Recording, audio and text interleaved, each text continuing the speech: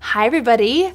I wanted to make a little bit of a different video today. Looking at the calendar, realized that it was 3 months since I became a BeautyCounter Consultant, and time flies when you're having fun. So I was thinking about it, thinking how it's been so much better than I thought it would be once I finally took the plunge, which I was terrified to do. And so I just wanted to make a video to give you an update 3 months in. I also want to tell you 3 things I've learned. And then I also want to tell you what a day in the life of a BeautyCounter Consultant or / direct salesperson looks like. I always wondered, didn't you? Like when you see your friends post, they're like, #working from home. And I'm like, what does even working mean when you do that? You know what I mean? So I'm going to tell you, at least for me, what it looks like. And hopefully you'll be encouraged. Okay, so before I tell you the 3 things I've learned, here's a few things I love about BeautyCounter. So within a couple weeks, I had replaced my 6-figure income and had paid off my entire mortgage. I'm just kidding. That never happened.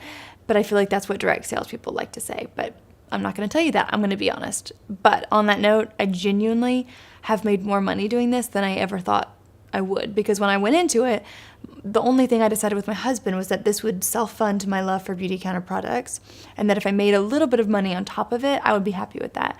And I've done that, definitely done that, and beyond. And it hasn't been very hard to do that, considering I only probably work like 5 hours a week, probably. So it's very fruitful, especially when you consider that.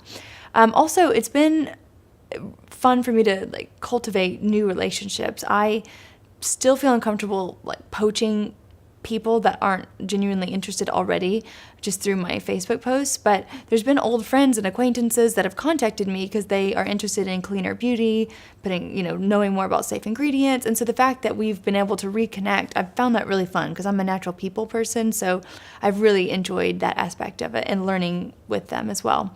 Okay, so here are 3 things I've learned in my very, very vast experience in direct sales. 3 months of it. So the first thing is be yourself. I think when I think about what held me back from doing this in the first place is that you always think about people that you know that maybe do direct sales, and it just feels unnatural and awkward and pushy. And if you know them, you're like, that's not even you. What are you doing? So I think what I've learned is be yourself and be your own personality. So for me, doing videos is how I think my personality comes across best. I'm not a very good typer. I make a lot of grammar and spelling errors, my sister will tell you. So videos are a much more natural way for me to do it. I don't find it that awkward. That being said, that is not important for everyone to do in this business. In fact, I have several close friends who do this, and videos is not something they use on their social media. So that is definitely not a requirement to do well in this company. Some people, they like to do a lot of one-on-one coffee dates with people. They have a huge network in their local community, and so therefore just word of mouth works really well for them. Some people are really good storytellers through typing or through blogs, and so I think you just let your own personality shine through, whatever is natural to you. And since the very nature of direct sales is that you're selling to people you know and to your natural network, if they know you, they want to see you through it. So whatever is you, you do you, girl. And just don't be weird about it. It's not that hard. Just don't be weird. That's what I think I've learned.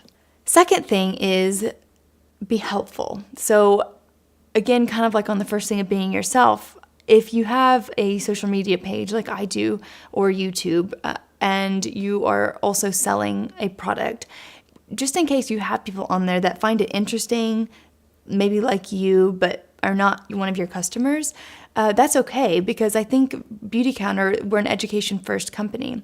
And so there's lots of things that are helpful to the general public or your group that don't have to be selling them products. So it can be education on the cosmetic industry and the dangers of that, the importance of what you put on your skin, just educating them about different ingredients. For me personally, I've always been a pretend amateur makeup artist.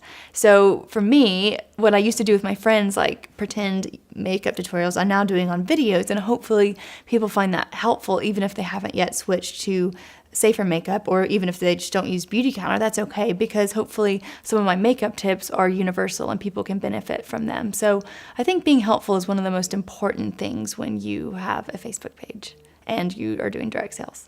So the third thing is be passionate. I think what I find really easy about BeautyCounter, and the only reason I knew I would feel comfortable selling BeautyCounter, is because I genuinely, even way before I sold it, felt passionate about the mission. So once you start doing your own research and you realize just the truth about how these chemicals we use on our body are linked to different cancers and things like that, it's like, how can you not tell fellow women and your other family about it? So that was a natural thing that was already coming out in everyday conversation. So when I started selling it, it was easy. I don't feel like I'm selling something, even though, the products I genuinely would sell even if there was no safety involved, because I love makeup and I can tell you it works, and so does the skincare. So it's easy to sell it in that point, but it's also easy just to bring up in conversation and talk about it. There's clean eating is a huge topic right now. I'm not the best clean eater, but I try sometimes. But it's a hot topic conversation with moms and family, things like that. So I think it's easy. And if you're passionate about the mission, which is to get safer products into the hands of everybody, it's like, why wouldn't you talk about it? And if you happen to make money on the side, that's even better. So for me, it was an easy thing to get into. Being passionate about it is easy, and that comes across. So just real quick about a day in the life of a BeautyCounter consultant, because haven't you always wondered what people mean when they're like, I'm working my business? I always wondered. So for me, so far, that has meant I make about a video a week. Just to be clear, again, you don't have to do that. I found it works for me.